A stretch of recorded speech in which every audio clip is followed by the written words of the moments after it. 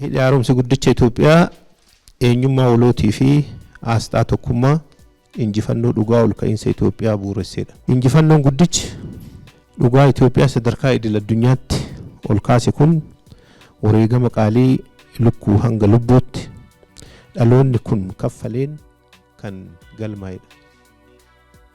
Lubbuu irraa kaasee hanga lukkuu irraa kaasee hanga lubbuutti yoo xiqqaate ijaarsa kana keessatti waggaa 14 kana keessatti nama 15,000 ol wareegamneera. Akkuma yeroo baay'ee muummeen ministeeraa keenya kaasan.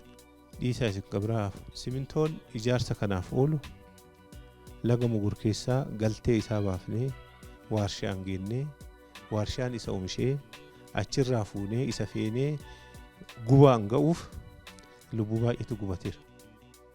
Aarsaa baay'ee kaffalameera. Kanaaf copha imimmaanii,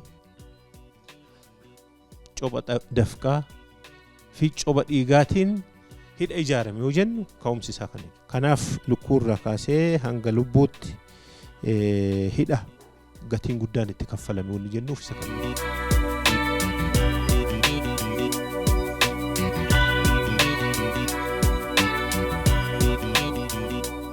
Lanni sun laftitti inni ijaarame kun baay'ee ho'aadha. Achi keessa teettee waan hagana addunyaaf Afrikaaf Itoophiyaaf ummata gurraachaaf fakkeenyummaa qabu kana hojjechuu dhiisiti guyyaa tokko achi dhadhee oltee buluun baay'ee rakkisaadha. Kanaaf fuura nama baay'eetu achitti jigee jira.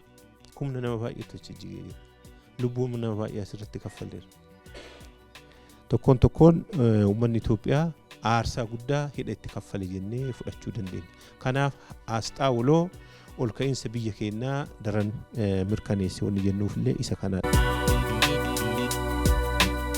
Ijaarsichi akka piroojektota biroo simintoo, cirrachaa fi sibiila qofaan kan ijaarame osoo hin taane copha dafqaa, copha dhiigaa fi copha imimmaanii eenyummaa sabootaa, sablammootaa fi uummattoota Itoophiyaan kan mirkanaa'edha. Kana malees cichoomina dippiloomaasii olaanaa sadarkaa idil addunyaatiin hojjetameen dhugaaf ragaan qabannee mormii shiraan guutame ittiin injifanneen. Hin yaadattanii yeroo 14 ol Itoophiyaan UN Securitytti himatamteerti. Kana keessaa isa calqabaatiif seenaa addunyaa keessatti waa'een hidha bishaanii akka waan ijaarsa niwukileeraa, akka waan biyya weeraruu wayii, akka waan nama saamtee daangaa dabartee biyya wayii mirga birmadummaa biyya tuttee wayiitti akka dhimma ajandaa UN Security ta'eeti dhiyaatee ture. Yeroo 15 ol. Istiila gammaa himatamaa jira. Kanaaf dippiloomaasiin keenya hojiin keenya biyya keessatti hojjenne kanaaf otoo hin jilbiiffatamne gama tokkoon hojii dippiloomaasii, gama tokkoon hojii nageenyaa, gama tokkoon hojii misoomaa biyya keessatti calqabne ciccinee itti fufsiisuun injifannoo argame jennee fudhachuu dandeenya.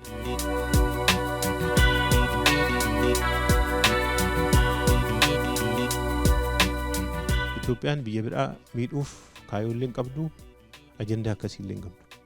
Waliin haa misoomnuudha. Waliin haa guddannuudha. Tarbaayinii rukutee darbee haadholii Itoophiyaa miiliyoona 60-70 lakkaa'aman dukkana keessa bulaniif ifa haa ta'uudha. Kanaaf mata dureen injifannoon hidha haaromsaa abdiirraa gara ifa qabatamaatti wanni jennuuf isa kana. Kanaaf pirojektichi xumuruu danda'uun keenya sirna siyaasaa seenaa bishaanii kana keessa ture. Keessattuu gaanfa Afrikaa guutumatti kan jijjiiredha. Olaantummaa shiraan xaxame kan waggoota dheeraaf akkuma beektan hayyoonni hin beektu seenaa bara walii galtee fi seenaaf seera bara koloneeffattootaatiin biyya kana duubatti hambisuuf shira xaxame san hunda cicciramee boqonnaa haarawaa hojii uume jennee fudhachuu dandeenya. Ijaarsi pirojektichaa kun boqonnaa haaraa hundaaf kan saaqedha.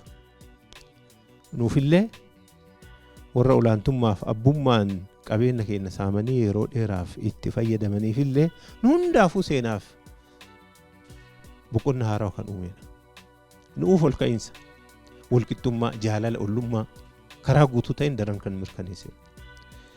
Warra immoo olaantummaa barbaadaniif immoo shira isaanii guututti harkatti fashaleessedha. hidhi haaromsaa kun. Injifannoon kun hawwii abbootaa fi abjuu dhalootaa kan dhugoomsedha. Dhaloonni asiin dura darbalillee yaalii baay'ee gochaa ture. Namuu yaalee jira. Har'ammoo dhaloonni kun kana xumuree jira. Xumuruu qofaa miti seenaa jijjiiraa jira dhaloonni. Kanaaf hawwiif eebjuuf dhamaatiif tattaaffii dhaloonni asiin dura godhaa ture san xumuramuun hidha haaromsaa kun kana dhugummaatti kan dhugoomse ta'uu isaa jecha gochaan masakamee hawaasummaa, diinagdee, siyaasaa fi dippiloomaasii gaanfa Afrikaa bifa haarawaa fi boqonnaa haarawaatti kan ceesisedha.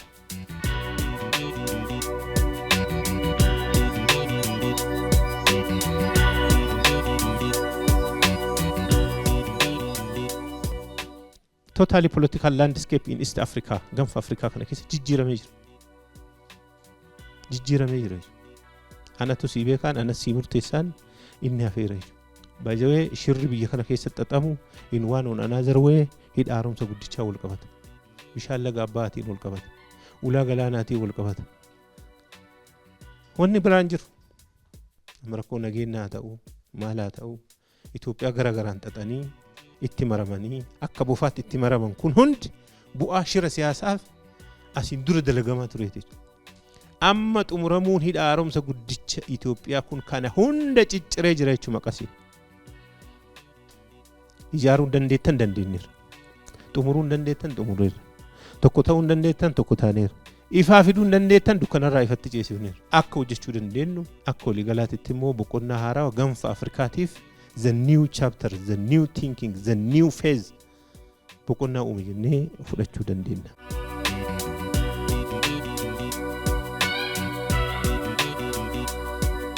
Ergamni dhaloota kanaa idaa kuufame walharkaa fuudhiinsa dhalootaan as gahe idaadha. Walitti bu'insi idaadha. Hiyyummaan idaadha. Wal dhabuun idaadha. Baqannaan idaadha. Idaa kuufamaa dhalootaan as gahe kana karaa guutuu ta'een kanfaluun biyya bilisaa fi badhaate ijaaruun akka danda'amu pirojektichi ragaa guddaadha jennee fudhachuu dandeenya. Doolara biiliyoona 5 oltutti baheera. Kanarra dumbulloota akkatti itti liqeeffanna. Akka amma kara deemaan tokko oluma ka'eeti hidha haaromsa guddicha Itoophiyaa qarshii kennaan ijaartan nuun jedhu kanaa miti. Akka kara deemaan jedhu kanaa miti. Dumbulloon takka deeggarsillee liqiillee kennaallee kabiraa keessa hin jiru.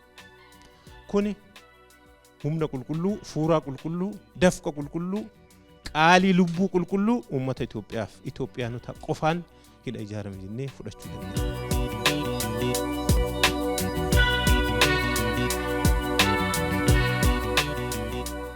Hidha haaromsi guddicha Itoophiyaa ijaarsa Afrikaanummaa yookiin Pan Afrikaanizim Afrikaanonni akka waa danda'uu dandeenyu, akka waa hojjechuu dandeenyu humna keenyaan, beekumsa keenyaan, maallaqa keenyaan. Kun Pan Afrikaanizimii jaarraa 21ffaa bifa haarawaan irra deebifnee ijaaruuf bu'uura cimaa tokko ta'eetiin kan tajaajiludha. Is a new base for new Pan Africanism initiative. Isaafillee ta'ee oole. Bakka hin danda'ama. Afrikaanonni inni danda'u bakka yoo isaan nu liqeessan malee, yoo isaan nu kennan malee, yoo isaan nu cina dhaabbatan malee yemmiloo ilaalchi jedhu sun cabee jira. Kan Afrikaatti Afrikaanotaa fi uummata gurraacha addunyaa hundaaf adawaa injifannoo adawaa lammaffaa ta'ee galmaa'ee jira.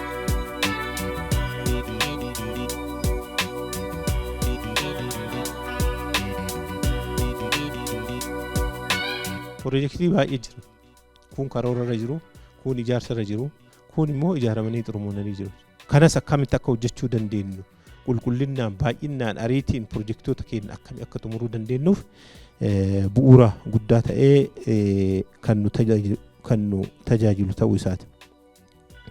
Barri kana booda jiru Itoophiyaaf bara ifaa, badhaadhinnaa fi ol ka'iinsaa, aggaammii, dhaadannoo, wacaa fi sodaachisaa akkasumas sodaachisaa fi gocha kamiifuu sadarkaa duubatti hin deebine irra ga'ee jira jechuudha.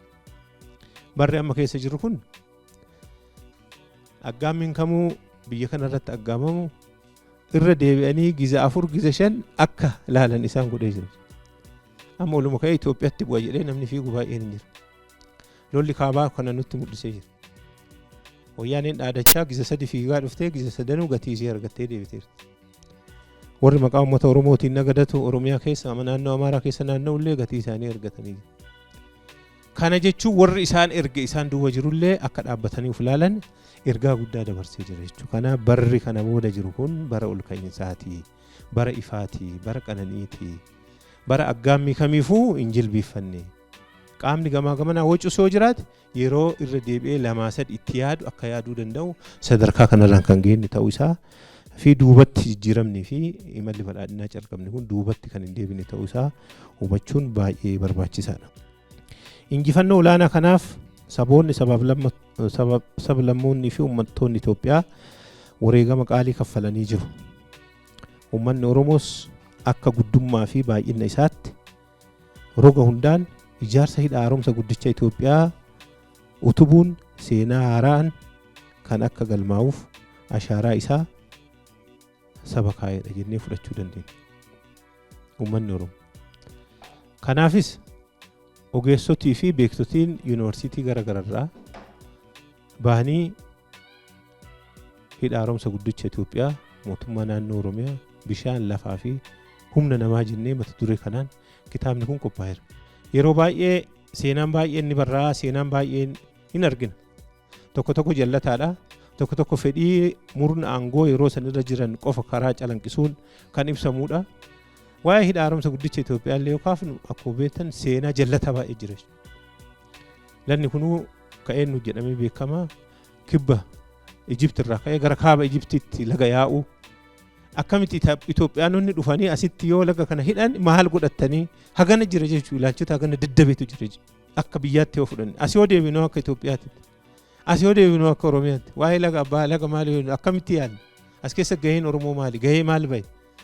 Kachimenti eriyaan isaa hagam gumaachuun manni Oromoo fi lafti as Oromiyaa keessaa laga kanatti bahu hagam.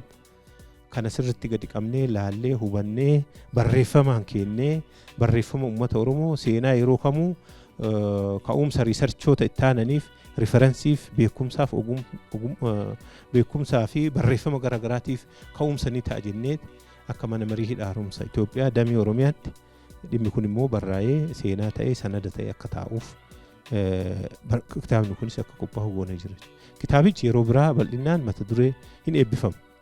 Hadhaaf garuu galtee muraasa waan hadhaa asirra fudhannullee daballee warri immoo kitaaba kana qopheessitan baay'een keessan as keessa jirtu asirra yaadaan akka gabbiftan abdii guddaa nan qaba. Kanaaf barreeffamni kun seeraan gaheen uummanni kamiyyuu qabu as keessatti barraa'ee taa'uu qaba karaa jedhuun kan akka naannoo Oromiyaatti jirru barreessinee seenaaf galmaa'ee ashaaraa isaa ta'ee akka ol taa'u godhamee jira. Seenaa qabnu barreeffamicha seenaas dhugaas ijaarrachaa Oromiyaa ijaaraa Itoophiyaa utubaa Gaanfa Afrikaa tasgabbeessuu keessatti gahee keenya ammas kan itti fufnu ta'uu isaa carraa kanaan kaasuuf. Amma ajandaan keenya guddicha hidha haaromsaa irraa gara ulaa galaanaatti ceesifneerra. Ajandaa kennineerra jechuudha. Ajandaa fudhachuurra ajandaa kennuurra ceesifne. Ammoo xiqqaate. Ajandaa keenyas idil addunyaa guutuun bitamee jira. Ammoo hafee yoo jiraate akkamitti ta'a yoom ta'a? Akkamitti ta'a yoo ta'in alatti dhimmicha amma sadarkaaf duuban deebin irra gahee jira jechuudha. Kanaafuu boottaa kaaniin koottaa jedha Oromoon uumamaa. Isaan lagaa hidha haaromsaatii bu'anii isa nu xumurreerraa manummoo ka biraatti jira jechuudha. Asirraan geennee jirra.